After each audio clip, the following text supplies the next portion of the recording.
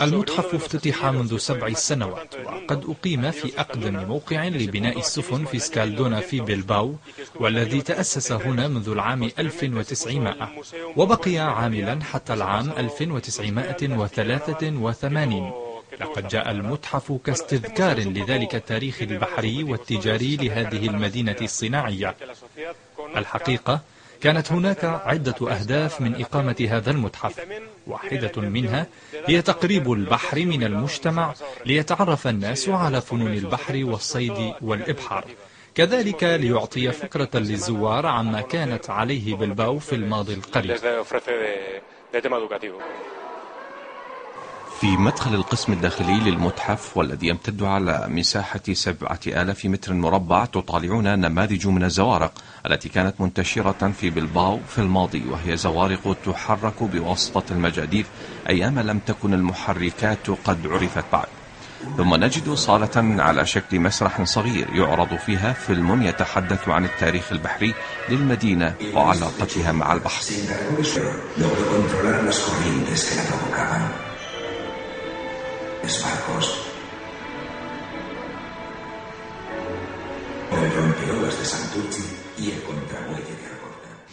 كان للمدينة مشاكل مع عمق النهر، الأمر الذي يعيق وصول السفن الكبيرة إليه من البحر، لذلك فغالبا ما كانت تعلق السفن في وسط النهر، الأمر الذي كانت تتم معالجته بهذا المدفع القديم المخصص لرمي الحبال إلى السفينة العالقة التي يسارع ركابها إلى النزول بواسطة سلة معلقة في الحبل الموصول من السفينة إلى اليابسة.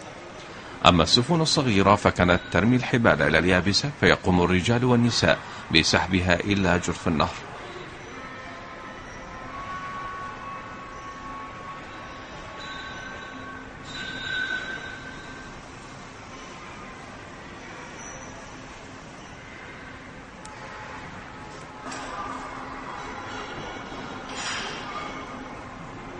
كذلك هنالك عدد من المعروضات القديمة مثل هذه البوصلة التي تعود إلى العام 1735، وهذا التلغراف الذي يعود إلى عام 1890، أو هذا الجرس الذي يعود لعام 1922 والآخر إلى العام 1943. كذلك توجد بعض الأسلحة القديمة. إلى غير بعيد من هذا نجد سفينة صممت على شكل السفينة التي كان يستخدمها حاكم بلباو في عام 1300 ميلادي، واللافت فيها أنها صممت بناء على صورة قديمة للسفينة، حيث استخرجت قياسات السفينة من هذه الصورة وكذلك تصاميمها.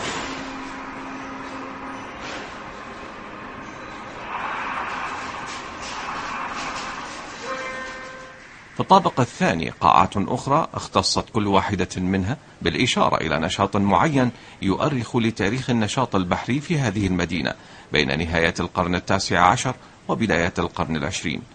فالقاعة الأولى تشير إلى الثالوث الذي كان يتحكم بحياة المدينة، لذلك قسمت القاعة إلى جانب تجاري يرمز إلى النشاط التجاري لسكان المدينة، وجانب بحري، ومكتب يرمز إلى حاكم المدينة الذي كانت تقع عليه مسؤولية ضبط هذه النشاطات المختلفة في بلباو.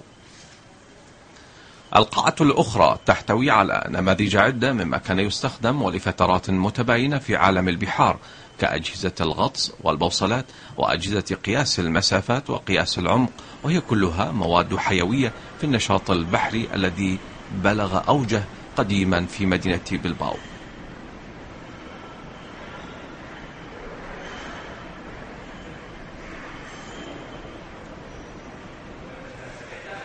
في قاعة أخرى كان هناك تجسيد لما كان عليه حال مكاتب الشحن والتأمين في تلك الفترة، فالقاعة فيها نموذج لواحد من مكاتب الشحن سابقا، حيث تعج بخرائط ومستندات تضبط حركة الشحن البحري بين مختلف الموانئ العالمية. في قاعة أخرى نرى كيف كانت تتم صناعة السفن قديما من الخشب وبمعدات بسيطة جدا، إلا أنه بمقابل هذه القاعة وضع تصميم يجسد التحول في عالم صناعة السفن من الخشب إلى الحديد، والذي شكل ثورة في عالم النقل البحري.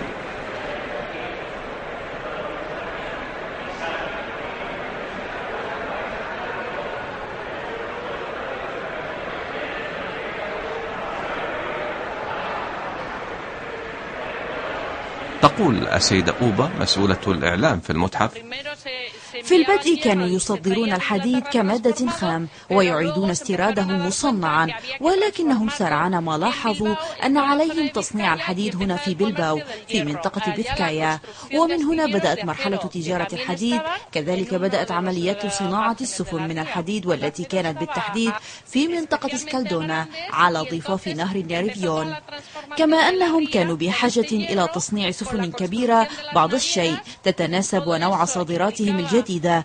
كل هذا أي تصنيع الحديد وصناعة السفن وتصدير المواد المصنعة أدى إلى إنشاء مصارف وشركات تأمين ساهمت كلها بجعل بلباو واحدة من أهم المدن الصناعية في ذلك الوقت.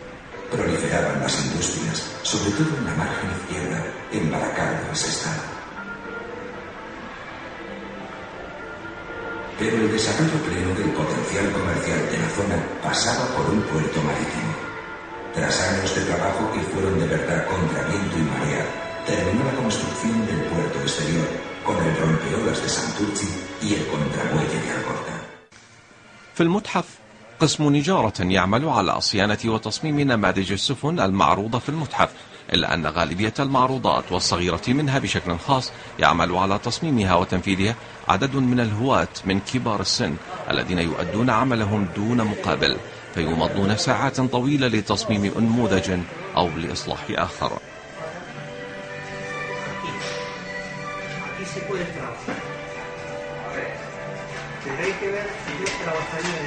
ننتقل الآن إلى القسم الخارجي من المتحف، والذي يمتد إلى مساحة 20,000 متر مربع.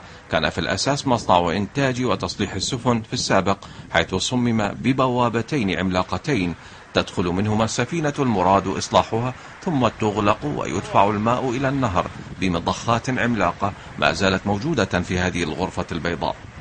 وبعد إصلاح السفينة يعاد ضخ الماء إلى الداخل ليحمل السفينة إلى النهر ومنها إلى أعالي البحار.